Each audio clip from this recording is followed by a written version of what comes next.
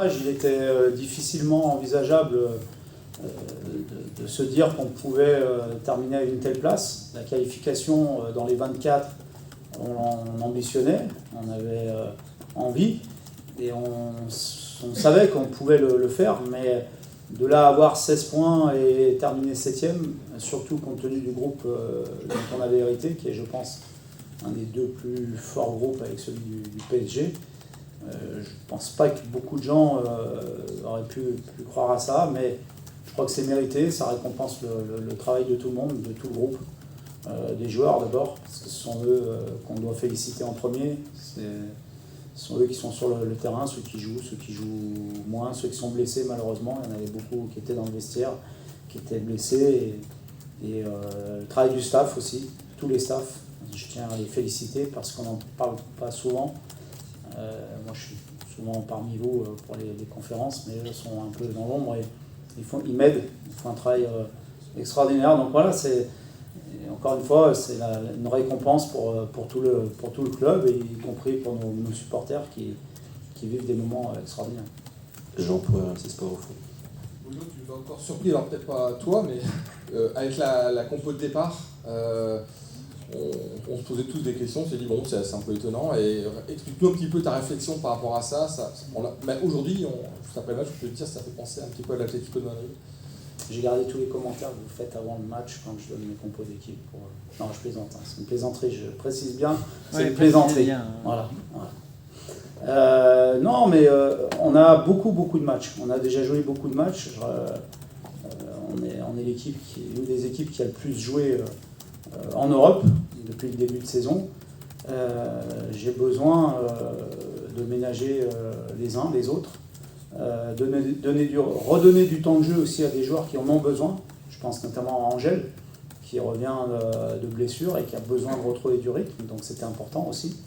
Et puis parce que j'ai aussi des joueurs en qui j'ai confiance et qui doivent se montrer parfois, et parce que derrière on a encore 3 matchs à domicile, Saint-Etienne, Dunkerque et Le Havre, qui vont être encore des matchs très très importants, parce qu'ils vont décider certainement un peu de 2 mois et demi ou 3 mois de cette fin de saison.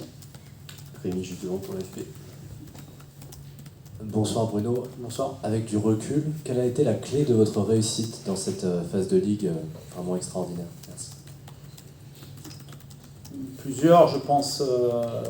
D'abord, je le dis souvent, mais parce que j'en suis convaincu, à l'esprit de ce groupe, la considération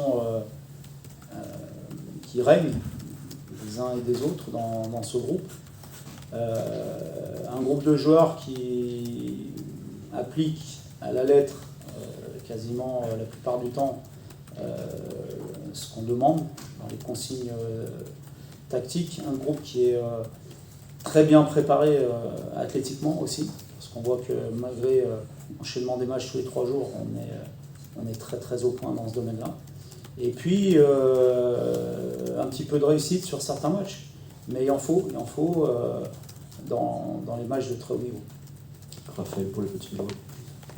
Bonsoir Bruno, Bonsoir. Félicitations pour la qualification et la victoire. On a vu de belles scènes de liesse au sifflet final, mais on a aussi entendu un chant et un nom et un prénom, c'était Bruno Genesio, qui a été scandé par le public. Quelle importance ça a à vos yeux? Est-ce que ça vous a touché et est-ce que vous vous sentez déjà à la maison finalement après 6 mois à Lille? Merci.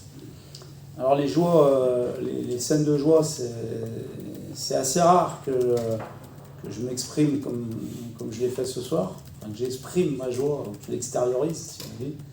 Mais c'était instantané pour moi, et j'ai beaucoup aimé ce qui s'est passé sur le terrain après le match entre nous et le public. Concernant les chants du public, c'est toujours une reconnaissance, on ne peut pas faire de la fausse modestie. Voilà, on est toujours très content lorsqu'on a ce genre de reconnaissance, mais encore une fois, c'est tout le monde, c'est tout un groupe, c'est vraiment beaucoup de gens qui participent chacun dans leur domaine à ce genre d'aventure humaine et à ce genre de soirée. Léo, plus au fond. Non, simplement, j'ai été assez court. Alors, je les ai félicités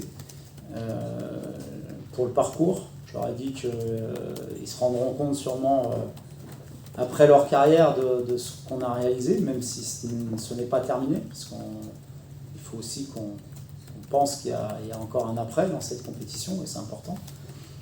Et que je saluais tous ceux qui ont joué, tous ceux qui n'ont pas joué, tous les blessés, tous les absents qu'on avait ce soir aussi, parce qu'ils ont grandement participé à cette aventure depuis début septembre, voire même depuis début août, parce qu'il faut se rappeler qu'on a joué 4 matchs de play-off, enfin de barrage et de play-off, pour avoir le droit de participer à cette compétition. Stéphane, juste devant pour la validation.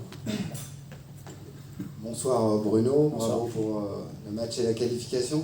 Une question concernant Jonathan David. À l'antenne, un des consultants était très étonné de ne pas le voir sur le terrain. Et c'est vrai que c'était étonnant de ne pas le voir au coup d'envoi, sachant qu'il n'avait pas joué à Strasbourg car il était suspendu et que c'est votre principale arme offensive. Et ce consultant évoquait une possible sanction ou voilà. Qu'en est-il exactement ? Non, moi je vous ai dit les raisons pour lesquelles Jonah, Ocon, Gabi, parce que Ocon et Gabi n'ont pas débuté aussi la rencontre. Jonah était aussi sous le coup d'un carton jaune, s'il prenait, il était suspendu. Donc voilà, tout simplement. Pour vous. Merci beaucoup, bonne soirée. Merci.